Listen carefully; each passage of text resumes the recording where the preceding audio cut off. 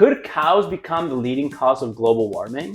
It's no secret that the world is reaching its environmental tipping point, and it's important to remember that we must all play a part in reducing our own environmental impact. Although it can feel overwhelming and unachievable at times, there is hope. You watching this video is the perfect example.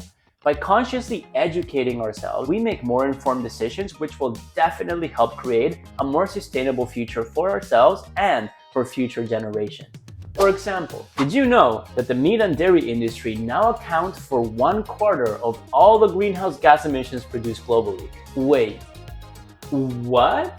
That's correct. And with production and consumption showing no signs of slowing down anytime soon.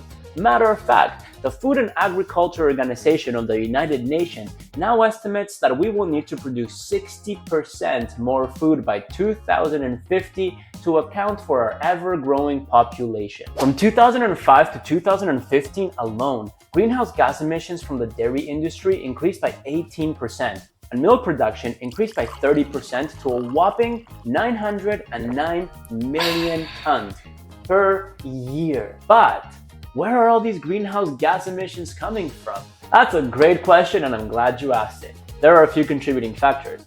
Heat-trapping gases such as methane get naturally released throughout the entire digestion of every single dairy cow in a process known as enteric fermentation. A lot of this methane also ends up trapped in the manure, which seeps into the soil and pollutes the water. Additionally, a vast amount of resources are required to keep the cows alive and to produce and transport the milk. Let me paint a more clear picture. There are 278 million dairy cows globally, give or take a cow or two. And in the US alone, 144 gallons of water are required to produce just 1 gallon of milk.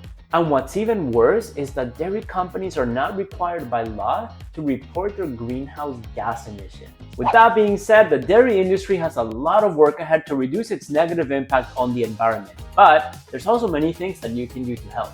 Number 1, reduce the consumption of all dairy products. And yes, sadly, that also includes cheese.